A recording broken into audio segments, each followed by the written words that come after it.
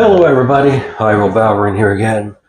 Today I'm going to talk about Death Warmed Over, the first book in the Cases of Dan Shamble, a zombie PI. Obviously, as the series name will tell you, Dan Shamble is a zombie and a private investigator. Shocking, I know.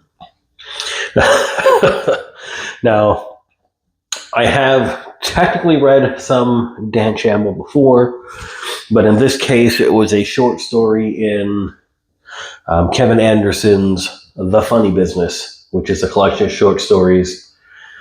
Now, personally, I did find a lot of those funny, haha, which was the intent with that book. Go into it looking for entertaining stories and less humor, you'll have a better time. However, the Dan Shamble story is definitely, it's got some humor to it. Excuse me. This particular book is about a month after Dan himself, and it's not actually Dan Shamble, it's Shamble, I'm going to spell it wrong. But essentially, it's a French name which sounds similar, but because he got shot and wakes up as a zombie, his buddy and, of course, some other people refer to him as Dan Shamble as a play on his name and the fact that he's a zombie. But a good reference, well, maybe not a good reference, but if you've ever seen Being Human, where you've got the werewolf, ghost, and vampire living together, you kind of get an idea. In this case, we have Shamble and Dyer, which is Dan, the private investigator, Robin Dyer, a lawyer, and Dan's girlfriend, a ghost, named Cheyenne. Cheyenne is a ghost, as you find out in this story. Mild spoiler, but it's okay because it's a bit of backstory as opposed to what's happening in the story. Because she got poisoned by, I believe it was toadstool. Dan got shot in the back of the head. So among his other cases, he is also investigating who killed the two of them, be it the same person or two different people.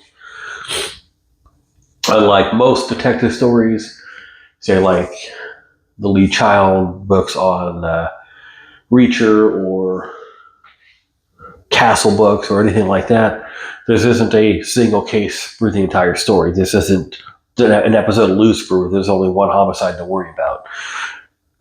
Shamble and Dyer deal with multiple cases. This particular book involves, obviously, him still trying to investigate his murder, Cheyenne's murder.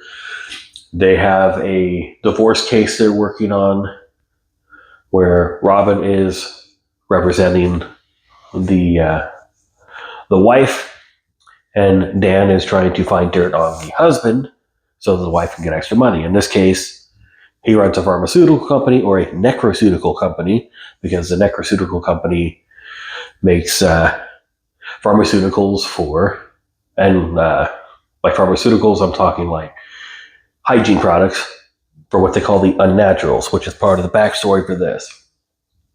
The reason she's a ghost, the reason he's a zombie, the reason his client, the wife, is a werewolf, is at some point, under some weird circumstances, which are just highly unlikely, which is kind of the gag in here,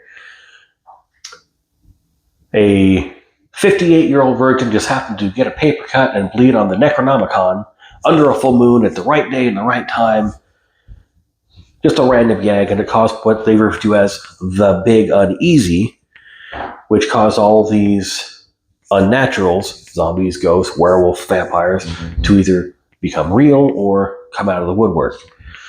Case in point, because of the Big Easy, one of the mummies at the local museum, and I believe this is New Orleans, Ramen Hotep, and yes, he gets the joke and is not too pleased with the Ramen reference, comes alive and he wants his own freedom, whereas the museum says he belongs to them because he's property. There is a vampire in here who feels like he's being attacked by, or persecuted, or targeted by a group of,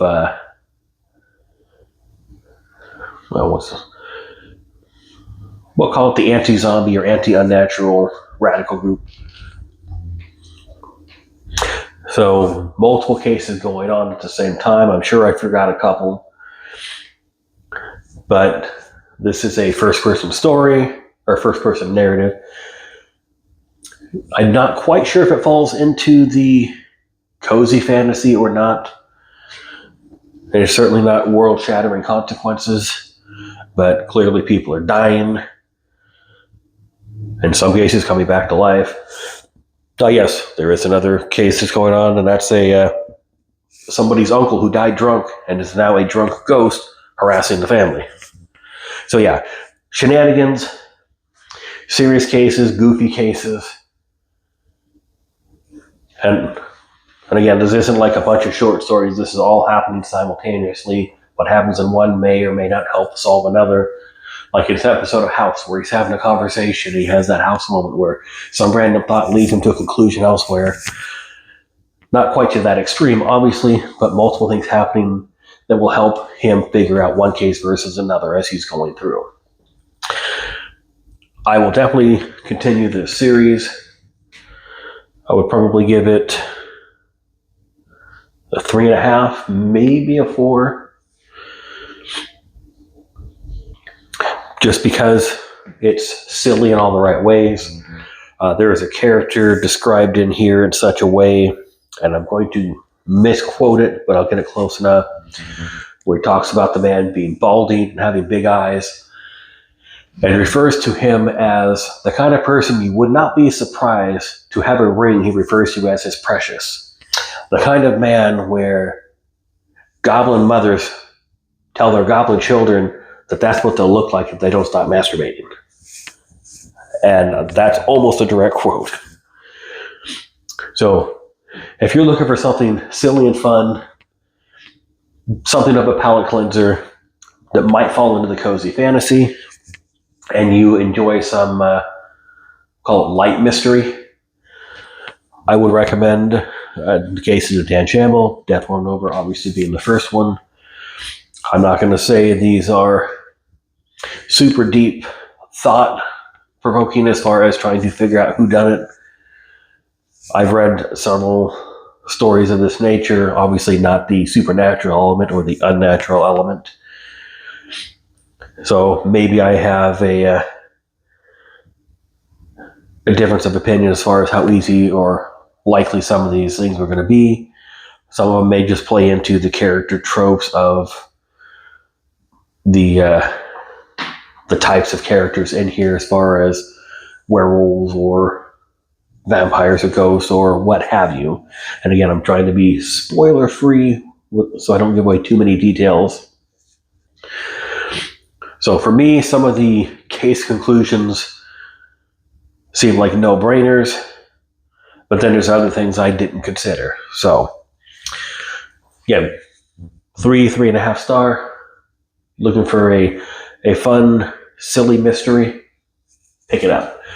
If you enjoy it, pick up the next one. I know I will. So, as usual, happy reading.